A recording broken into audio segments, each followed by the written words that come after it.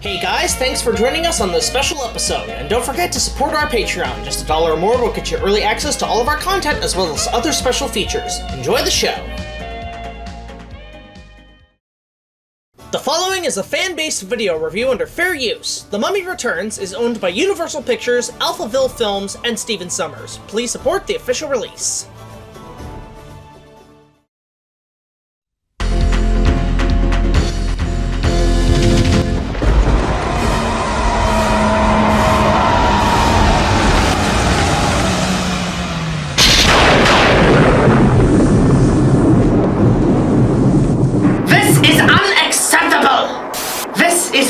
We worked with our department.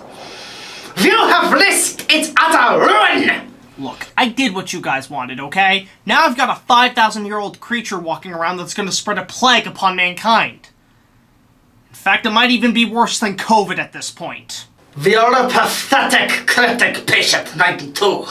What do you plan to accomplish with such stupidity? You have unleashed the powers of ancient Egypt upon the real world! With the power of the monstrous Imhotep! Yes, and it's under my responsibility to send him back to the Netherworld. I just need more time to find a way. I should have you sedated right now. Locked away. Dark and deep of the vaults of our facility. And your portal. Only to be used to combat this threat. You would not be able to use such a power on your own. The last time Imhotep was defeated, he was sent to the depths of hell. Those who destroyed him didn't think of finding another way to kill him if he were to rise again. No human tech can kill this thing! You have tried so hard to shine a sense of normalcy to fool me. That will not work this time, Patient 92. The only way to kill him is to send him back to the portal. But only I can do it. Please, you need to trust me. If you do it yourselves, it's suicide! You know nothing of what we can do. Nothing! But better to sacrifice you than one of our own. You have 24 hours to clean up this mess. Should you fail, Patient 92, you will be taken into metahuman custody. Bitch! End of line. You have the coordinates? Yes, sir. Take a squad and follow him. Keep an eye on him. Closely.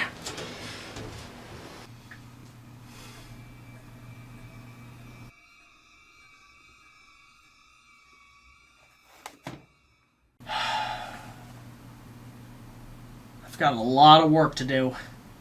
Well, let's just unravel the bandages and take a look at the anticipated sequel to the 1999 film. This is The Mummy Returns.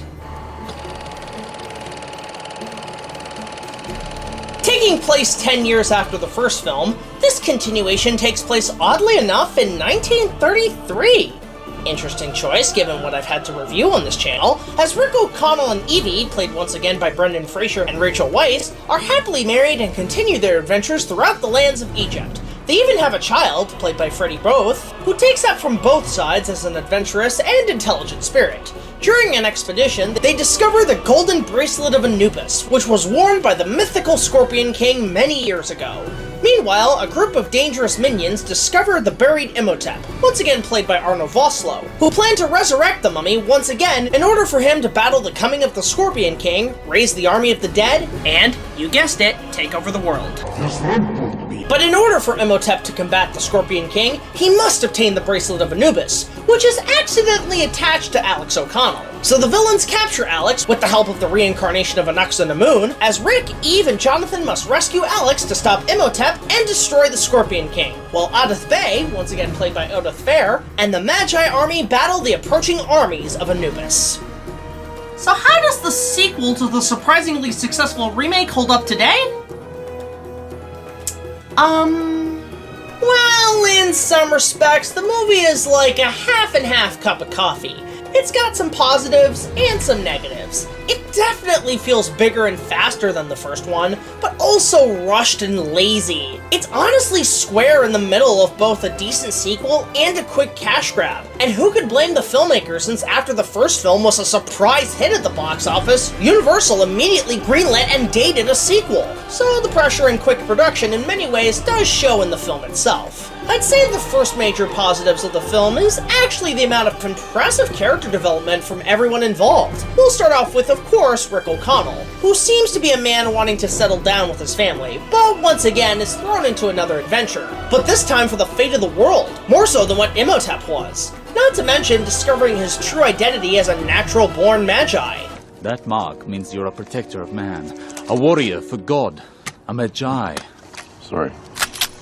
The wrong guy. At first he seems reluctant to do so, but realizes his importance to the world, and Brendan Fraser once again pulls it off for 2 times the charm, and also keeping the continuous spirit of the character we loved from the first film. Oh, I hate mummies. Glad to see me now? Just like old times, huh? However, one of the better character developments from the first to the second is with Evie, and holy crap, what an update!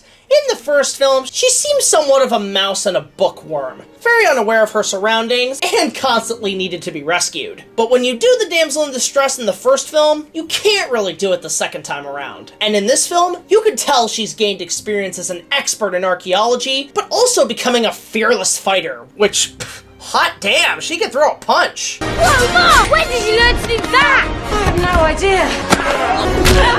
That I learned from your father. We also discover that she herself, much like an ox on the moon, is a descendant of the pharaoh. An odd but interesting idea when you see the amount of flashbacks this girl has, as well as some pretty impressive catfights. Also, I gotta be honest, and compared to the first one, Evie is kinda hot in this movie. Who knew having kids would give you a massive upgrade? An ox on a moon. You go, you gorgeous MILF. Those are poisons, you know. Only if they bite you. But once again, I gotta give major props to the character of Ardeth Bay, and it was honestly great to see him again in the sequel, in a more productive role, and as always being a pure badass. Especially in the scene in the Connors mansion. The dialogue is cheesy, cliche, but I frickin' love it. What are you doing here? Perhaps explanations are best kept for later. Ardeth Bay. Look, nah. As much of a great fighter and warrior he is throughout the film, he also becomes a great leader to the Magi as he charges them into battle. I friggin' love this guy. He's like an Egyptian Aragorn. An hour of wolves and shattered shields when the age of men comes crashing down. But it is not this day. This day we fight. In fact, am I the only one who wants to see a spin-off movie with this guy as the lead? He's just that fucking amazing. Which, speaking of, with the battle scenes in this movie, especially only a few months before the release of the first installment of the Lord of the Rings trilogy, the battle scenes in this movie, especially with the Magi and Anubis' army, is balls-to-the-wall epic and a lot of fun. I especially love this scene where they all know they're outnumbered and they've lost a ton of their forces. They still stick by each other to the bitter end as warriors of the descendants of the Pharaoh's bodyguards. It's just one of those badass moments when you see when men were men against all odds against the forces of evil. For Frodo. The other characters are a lot of fun. The character of Jonathan is back for more comic relief, and there's even this guy who has this badass hot air balloon who delivers a few funny lines. Every time I hook up with you, I get shot. Where's your airplane? Airplanes are a thing of the past. Izzy, you were right. I was? Yeah, you're gonna get shot. Hell, the hot air balloon, the action scenes, in fact this entire franchise, would make an excellent series of LEGO sets. I know Universal has worked with LEGO before on the DeLorean Time Machine, but if they did the Mummy series, this would be a great follow-up to the likes of their Indiana Jones line or even their Old Adventurers line, which I get a lot of vibes watching this movie on. He made us a little sandcastle. It's the temple island of Philae. The LEGO Mummy Collection, each sold separately from LEGO Systems. I want all the fucking sets! Now, I know a lot of you are wondering what I think of the character of Alex O'Connell. Well, to be honest, the biggest rule of filmmaking is that if your child actors can't act, it's a kiss of death for your movie. Thank you, Mr. Plinkett. You're fucking welcome! Well, in this film, Alex is honestly not half bad. In fact, he seems to be directed pretty well. I know a lot of people complain about kid actors here and there in a couple of movies, but in this film, he's actually kind of fun. Even his dialogue and delivery is honestly kind of clever and gives me a few chuckles. When I took it on, I saw the pyramid of Giza, straight across the desert to Karnak. By putting this on, you have started a chain reaction that could bring about the next apocalypse. And I know a lot of people complain about this scene, but I freaking love this line. My dad is going to kick your ass.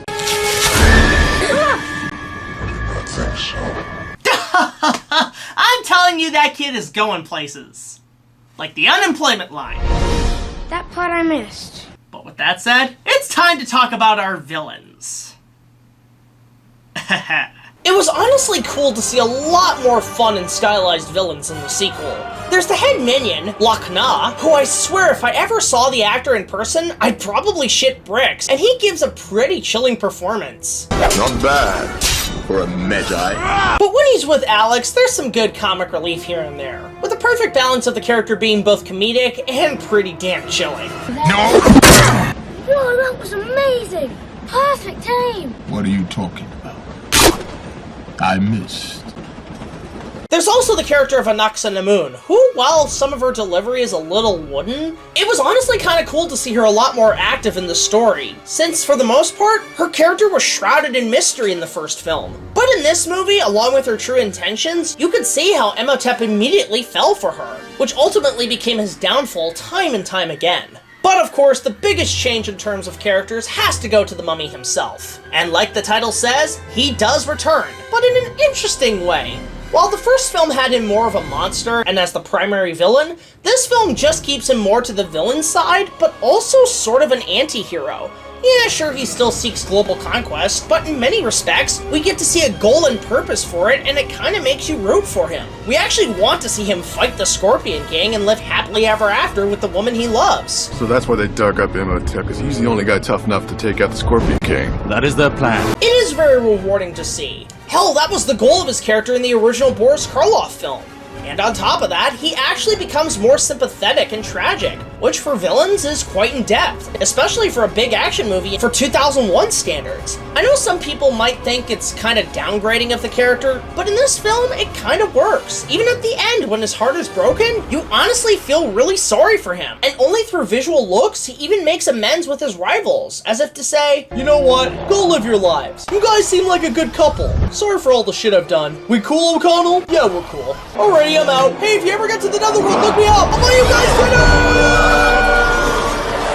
Hell, I honestly wish that Rick O'Connell had actually saved him from falling to his death in the depths of hell. That way we could have actually had a proper start to the Dark Universe. And while the other villains are more comic relief, hell, the minions are straight up the wet bandits from Home Alone, the real menace of the movie comes in the form of the presence of the Scorpion King, which was given to then newcomer to films in Hollywood and major star of the WWE, Dwayne "The Rock" Johnson. Seeing that this was his first major film role and the career he would have afterwards, his performance is quite limited, but is a good first try on the screen. However, his monstrous qualities... yeah, we'll get to that in a second. The story itself is, for the most part, quite solid. It does have a few flaws, like in some instances actually just repeating the first film, but you can get past it since it's mostly a popcorn flick.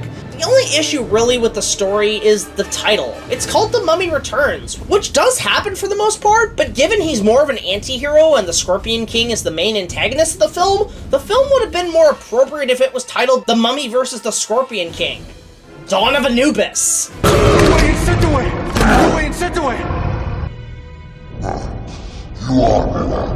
With the success of the first film, Universal immediately greenlit a sequel to be made. Stephen Summers and cast all signed on, still gripping the adrenaline of the first film's popularity, and was produced in the span of 2 years. But quite frankly, that's still pretty quick for a sequel, and you can kind of tell that the writing in the script was a little rushed. However, it made up for it with a larger budget and bigger ideas. The film was mostly shot in London, England, including the Tower Bridge, which apparently caused a lot of traffic jams and clusterfucks for the civilians of England.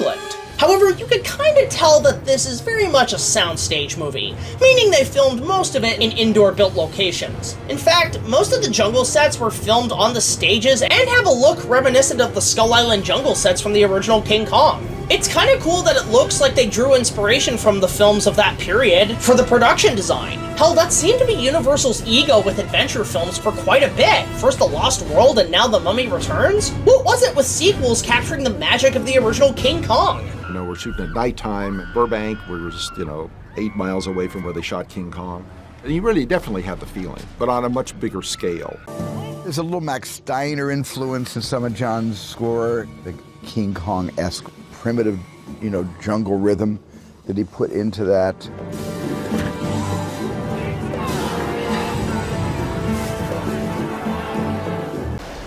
But yeah, this was a lot of fun. This was something out of King Kong, and this is so awesome. The crew just got so jazzed about this. The audiences freak over this. Yeah. Yeah, maybe it had something to do with the attractions at Universal Studios. What are you doing? Yeah, we'll get to that disappointment in a sec.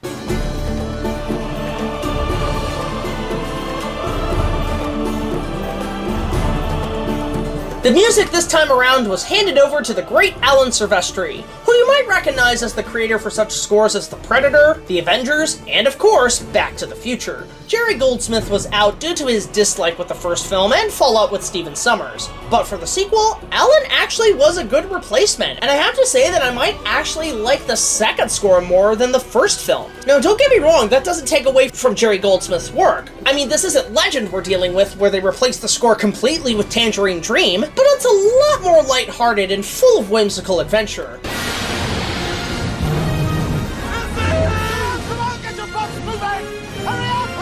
If you get a chance to grab the score, I'd highly recommend it. It's one of Alan's most underrated. After the decent success of The Mummy Returns, Universal put out The Mummy the Animated Series on Kids WB. I don't remember much from it, but it looked like a cross between the Aladdin Animated Series and Mummies Alive. By the way, does anybody else remember that show?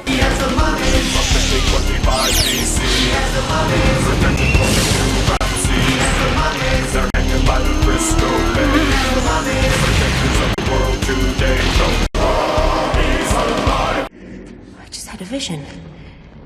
It was like my dream, but it was real. It was like I was actually here in ancient times. Anyways, the show only lasted 2 seasons and eventually found its way into reruns onto Toon Disney of all things. In September 2002, to the disappointment of many Universal Orlando fans, Confrontation, the crown jewel of Universal Studios Florida, closed its doors to make room for Revenge of the Mummy the Ride, an indoor roller coaster with a variety of lights and effects acting as the set of the third Mummy movie.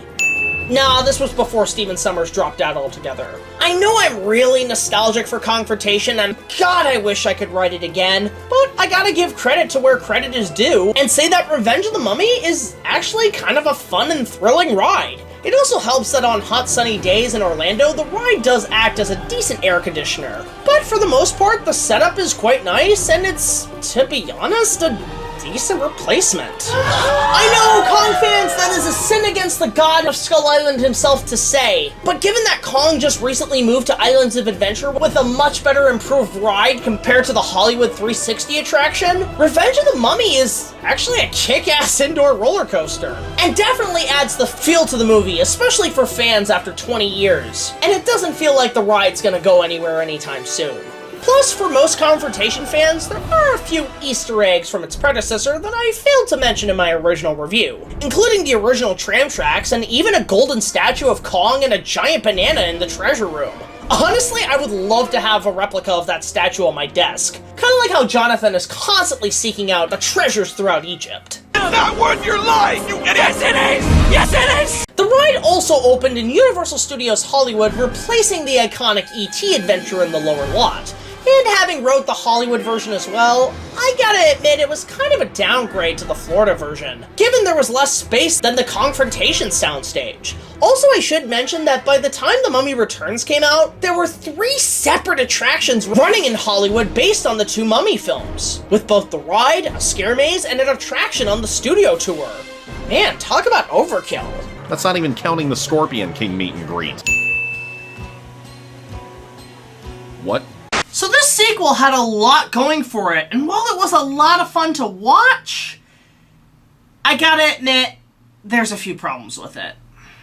Like the light glaring on the VHS case. What the fuck? While most of the acting is pretty solid, one or two performances are kinda dull and lazy. A Nux and a Moon is unfortunately one of them.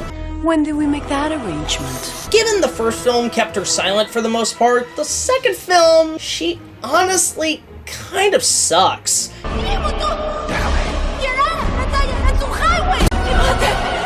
The actress who played her, Patricia Velasquez, seems to be phoning it in and is really corny in a lot of places. And honestly, I was kinda glad to see her bite the dust in the end, especially after she broke Imhotep's heart. What a fucking sandy vagina of a bitch.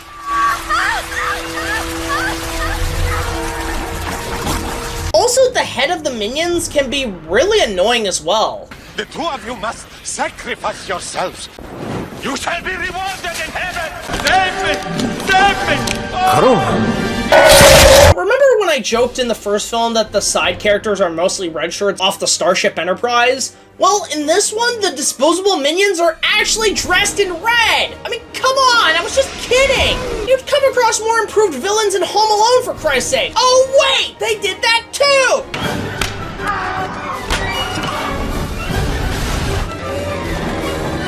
But the biggest problem with the film is that it feels incredibly rushed in both its production and special effects. Like these pointless mummy monkey things. They're just weird.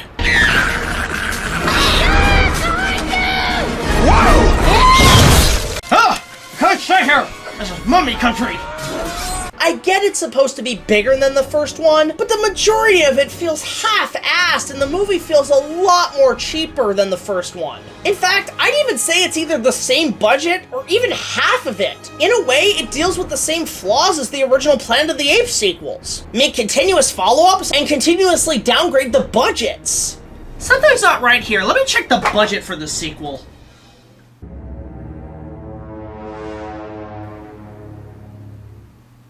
Are you fucking kidding me? Christ, even the effects are half-assed in this one. In fact, it looks cheaper looking than the first film. Now, give them credit, there are a few scenes that do their job quite well. The water scene, as well as the battle with Anubis' army, are a lot of fun and incredibly epic. But the biggest offender of the effects has to go to the Scorpion King, which...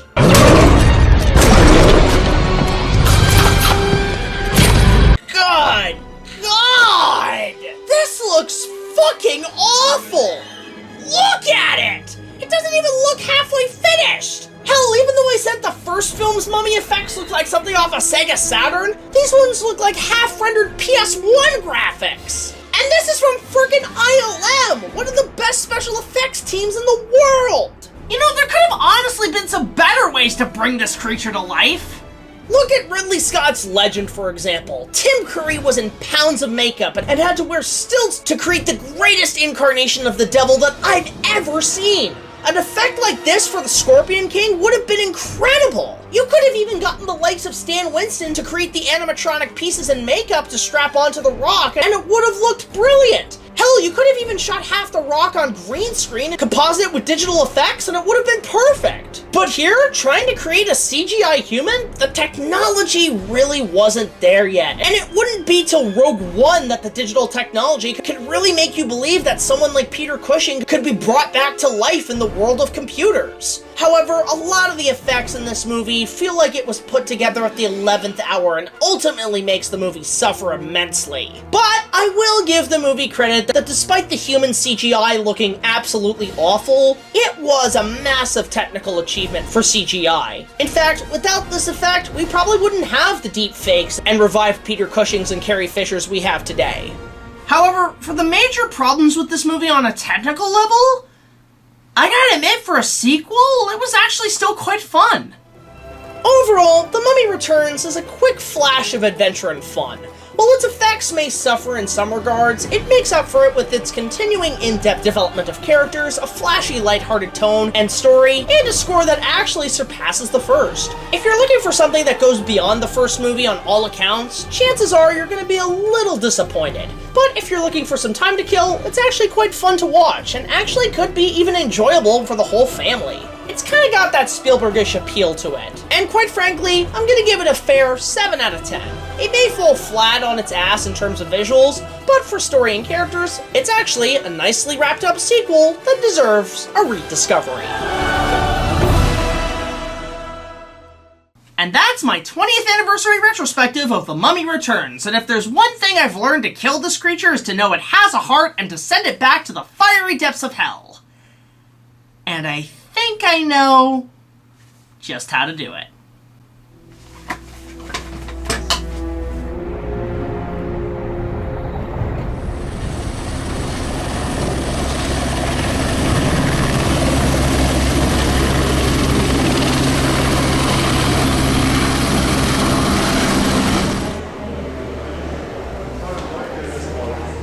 Okay, Dr. Stone, this is it. Thanks to some old friends of mine in the Magi, we might be able to have a way to kill the creature.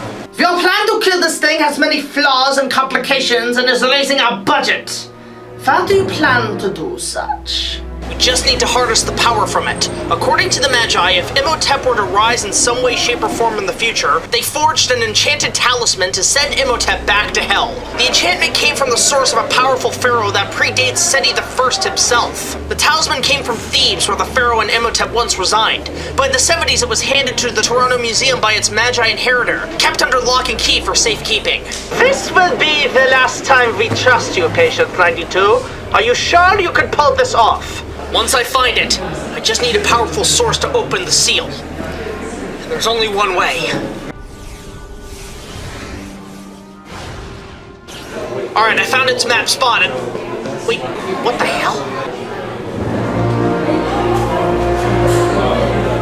Damn! COVID closed it off. I have no way of getting into it. Hold the phone. Look for a balance. Feel the force flowing through you, and let it choose your fate. Of course! Why didn't I think of that before?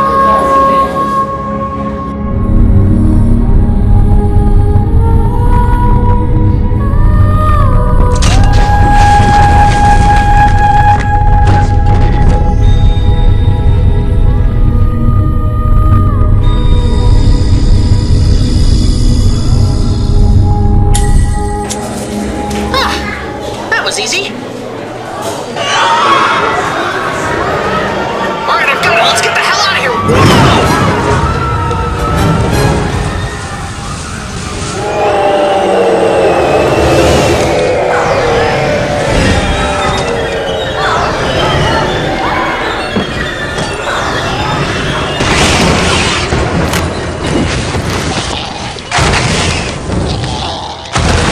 Oh, that's just lovely.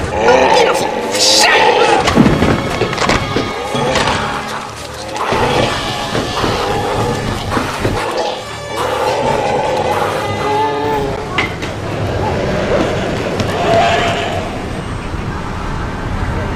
The creature is becoming much more stronger. It's almost as if he's gathering power from a far greater evil.